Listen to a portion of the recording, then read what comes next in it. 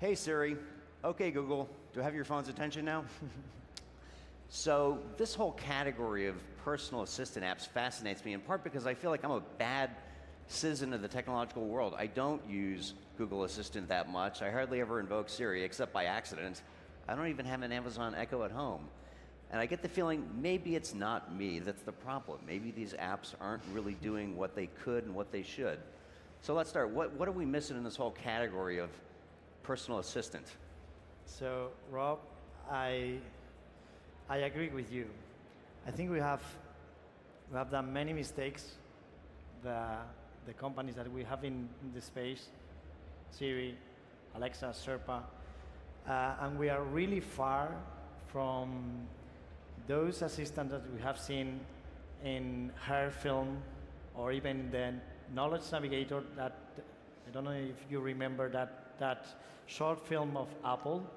Oh yeah, right. Like back on the 80s. The Knowledge Navigator Yeah, film? the Knowledge Navigator. Yeah, that's a good one. Yeah, so we are really far from that. The reality is that they are only used for several tricks that we learn to do. Say, set up the alarm, set the timer, switch on or switch off the lights, in the case of Alexa, and some other tricks that we learn. So they are not really personal assistants.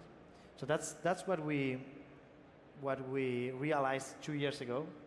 So we decided to try to think how the real personal assistant should be.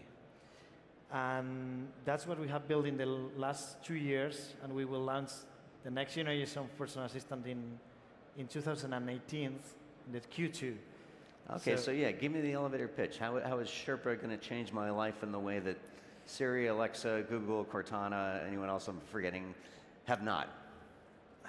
Okay, so when I think about a personal assistant, I think about my own personal assistant.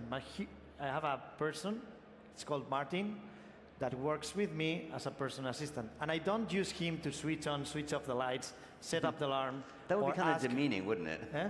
That would be a little demeaning beneath him. Yeah.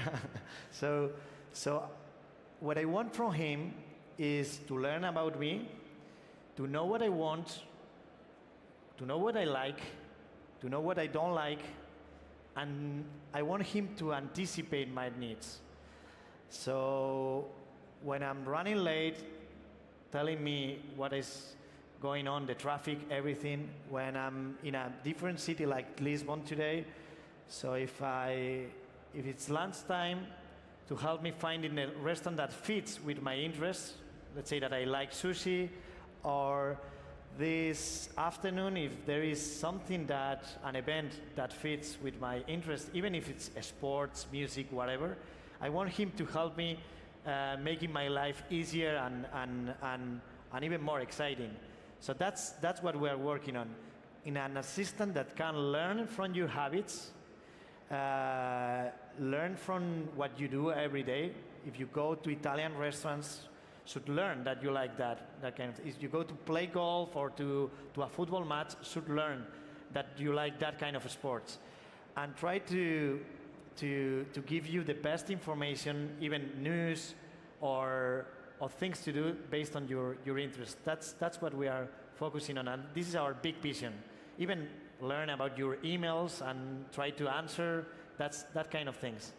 So there's going to be a lot of privacy implications there. The app's going to have to learn a whole lot about me, I guess, read over my shoulder. So I guess that's one risk factor. And the other one, Google, Facebook also know a lot about me. So how do you sort of get past those two obstacles? Okay, that's the two questions. First, about privacy, we are really concerned, as Facebook and Google does, about privacy. I'm the first person that wants to have my data private. So we have been working on in our company. We are certified by ISO 27000. We run by European laws, which are much more restrictive than US laws on this. To say the least. To say the least. Yeah, and we are doing everything that is on our hands to fit our users' privacy. And related with the second question, how do we compete with those big players? So I don't think we will compete, because our system will be a complement to them. So we are not competing with Siri, Alexa, or Google. We have been focusing, so we need to focus, and we will compete with them, focusing on what they are lacking. They don't really have a predictive engine that can anticipate your needs. So I think we have years in advance on that. We have been working with our PhDs. We have almost all our team is in Bilbao.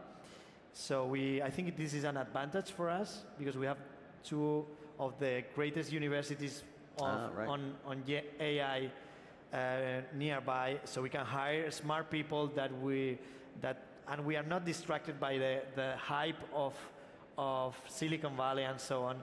So I think we have an advantage of creating great technology being in Bilbao, and then focusing on what they are lacking, and focusing in one small part of personal assistant. We don't do speech recognition, we don't do TTS. We use others engines to add to our product. We just focusing on predictive profiling and predictive engine. That's the. So what needs to happen between now and 2018 for this vision to come to life? Yeah, so our vision is to build if you have seen the film Her, that's the big vision, to have an assistant that will help you in your daily life with activities that you do every day, but also it needs to make your life more exciting, helping you finding things that makes you feel better. And also the next step is to make your life easier, more exciting, and the next step that we are working on is also on making your life happier. So about how do you feel if you feel bad that one day, it should change the wording, change the way it's telling you things, or maybe offering you different things to make you happier. So that's how we see the vision of from now to the next 5 to 10 years. So at some point the user also develops an emotional attachment to the app? Yeah, that's right. Well, I mean, that is a good definition of success. So yeah, let's talk about that. How do you measure success here? You're not looking for ubiquity on an Amazon or a Google or an Apple scale. Good question. So we are building an app that we will launch in Q2 2019. It will be a free app that anybody would be able to download. So the metrics there are engagement, so on, are very precise metrics. But we also are building a platform that can be accessed by via API. We are focusing in two big markets. One is the car manufacturers, and the other is the smart speakers manufacturers, and also ear devices and so on. Yep. So we are reaching agreements with big players. So that's a metric of success. We are working with tier 1 manufacturers on the next generation of assistants for cars and smart speakers. So I think we will announce by the beginning of next year some big agreements with them, and this is a very, very important metric of success, having been with the tier 1 players on this field. So is that the business model then? You sell the. That's right. The app to be built into your car, your next smart speaker, smart earpiece. Is that the right term? Smart earpiece, earborne computing? I don't think we've come up with the right term for that. You mean the smart ear devices? Or yeah, there are so many that we will be announcing in the next few years, and I think it's really, really useful. Sherpa we have tried our prototype with this, and it's really, really useful, because you go anywhere and it's telling you the most interesting things, it's summarizing your emails, telling you the latest news based on your interests, telling you the things that you need to know, because traffic, sports results, whatever, on your ear. So it works really well for that kind of devices. So we are focusing on the devices that can make our product better as well. So yeah. Okay, so the risk factors, there's, you know, Apple, Facebook, Google exist. What are the other ones you worry about? What I should be worried about? So, of course, they have if they do something, I think we have like 2, 3, or 4 years in advantage because we have been working on this technology with our PhDs let's say in a stealth mode for years, but the distribution for us it's like they can do if they do a system. If Apple does a predictive personal assistant, can put in every iPhone in the world, which is a huge amount of people. So probably the distribution is one of our biggest challenge. But we think if we do the right product, it will be in many phones, many cars, and so on. So we were talking about learning foreign languages in the walkover. Does that provide an opening? Because apparently, you know, from my parochial American perspective, I don't always stop to think, you know, can you say, okay, Google, ¿qué tal? Apparently you can't. So Yeah. does that provide an opening for you? How many languages will Sherpa support? So we are working in Spanish and English, both languages. So when we launch in 2018, it will be in both languages. Yeah, this is something that we wanted to work in both languages. Alexa still is not in Spanish. Google announced that it will be in Spanish. So and the smart speakers like Google, Apple HomePod, it won't work in Spanish yet. So we will launch in both languages. We think that we have more than enough with all languages, but we are open to do in like even in Portuguese, which is quite easy for us to do in Portuguese for Portugal and Brazil. It's a huge market there. So, but we will see. Also, Germany is one of our it's on our roadmap because of car manufacturers and so on. So Oh, right, of course. So Yeah. I guess Japanese next? Japanese could be. It's not on our roadmap, but we did a test in Japanese. We did like last year, and it worked. So I don't think it's a problem. If we have the market, enough market, we can do it quite easily. The platform is prepared for any language. Okay.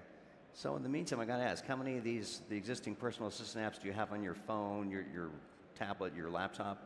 Which ones do you sort of like lean on when you're not, I guess, beta testing Sherpa? So pardon? Which of the current crop of personal assistant apps do you have on whatever device you have in your pocket? I have in my.